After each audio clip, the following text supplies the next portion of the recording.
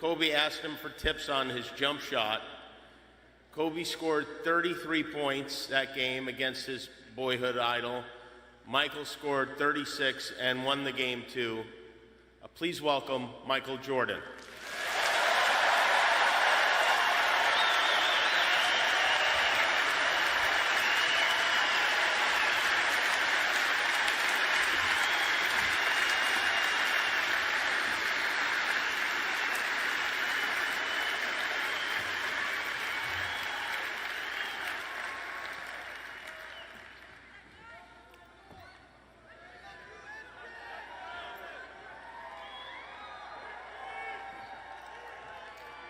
I would say good morning, but it's afternoon. I'm grateful to Vanessa and the Bryant family for the opportunity to speak today. I'm grateful to be here to honor Gigi and celebrate the gift that Kobe gave us all. What he accomplished as a basketball player,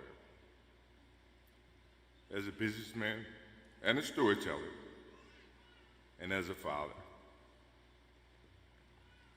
In the game of basketball, in life, as a parent, Kobe left nothing in the tank. He left it all on the floor.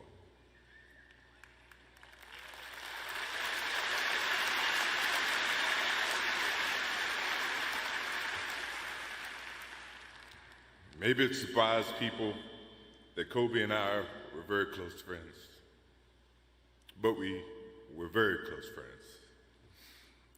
Kobe was my dear friend. He was like a little brother. Everyone always wanted to talk about the comparisons between he and I just wanted to talk about Kobe.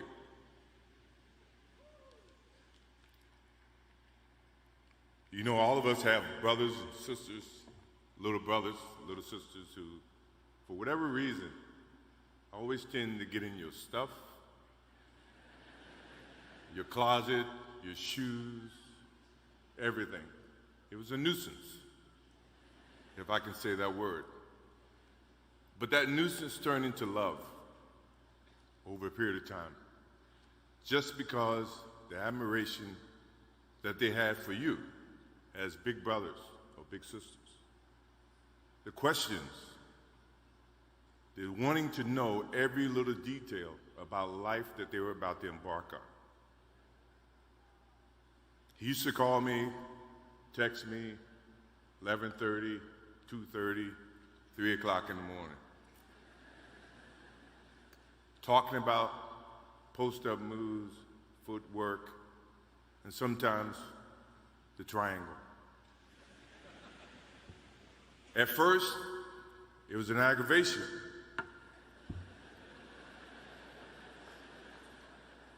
But then it turned into a certain passion. This kid had passion like you would never know. And it's an amazing thing about passion. If you love something, if you have a strong passion for something, you would go to the extreme to try to understand or try to get it.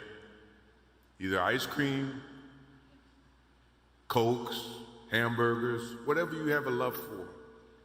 If you have to walk, you would go get it. If you have to beg someone, you would go get it. What Kobe Bryant was to me was the inspiration that someone truly cared about the way I played the game or the way that he wanted to play the game. He wanted to be the best basketball player that he could be.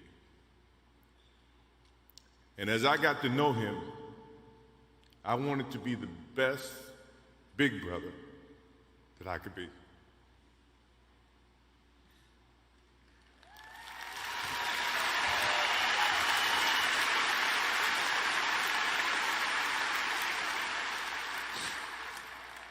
To do that, you have to put up with the aggravation, the late night calls, or the dumb questions. I took great pride as I got to know Kobe Bryant that he was just trying to be a better person, a better basketball player. We talked about business. We talked about family. We talked about everything. And he was just trying to be a better person.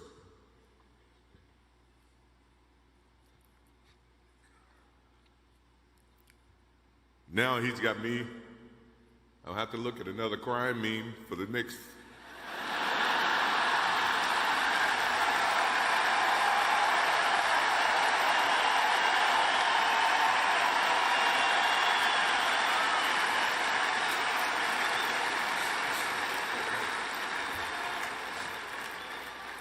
I told my wife I wasn't going to do this because I didn't want to see that for the next 3 or 4 years. That is what Kobe Bryant does to me.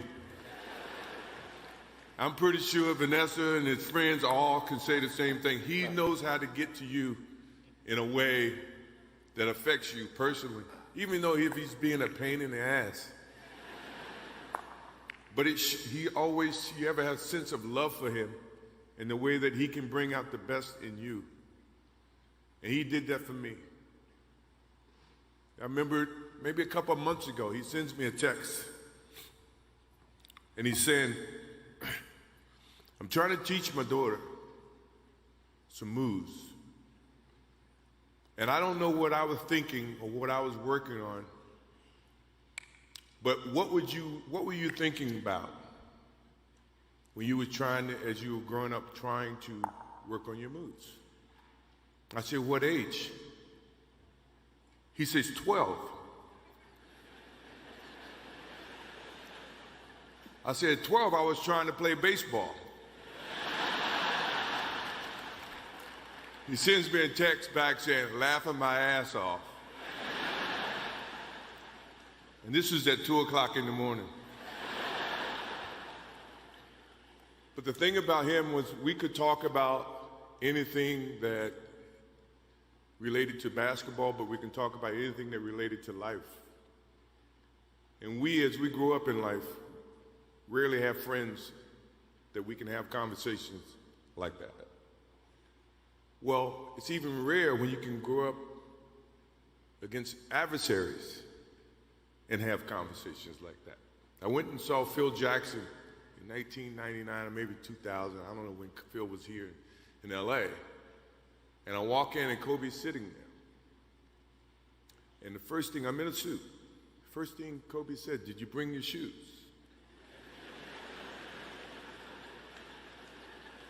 No, I wasn't thinking about playing.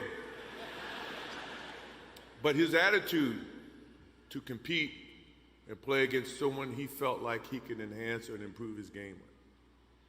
To me, that's what I loved about the kid. Absolutely loved about the kid. No matter where he saw me, it was a challenge. And I admired him because his passion, you rarely see someone who's looking and trying to improve each and every day, not just in sports, but as a parent, as a husband. I am inspired by what he's done and what he shared with Vanessa and what he's shared with his kids. I have a daughter who is 30 who became a grandparent. And I have 2 twins. I have twins at 6.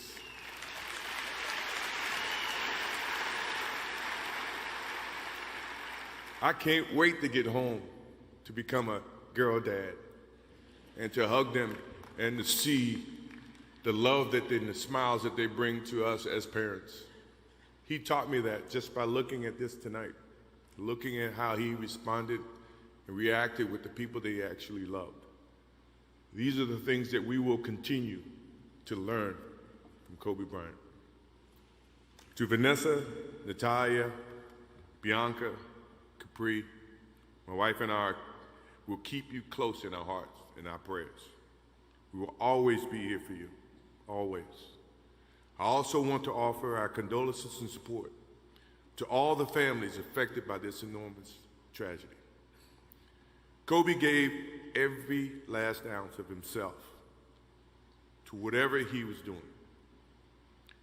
After basketball, he showed a creative side to himself that I didn't think any of us knew he had. In retirement, he seemed so happy.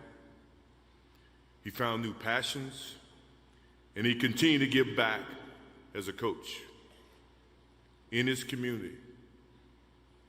More importantly, he was an amazing dad, amazing husband, who dedicated himself to his family and who loved his daughters with all his heart.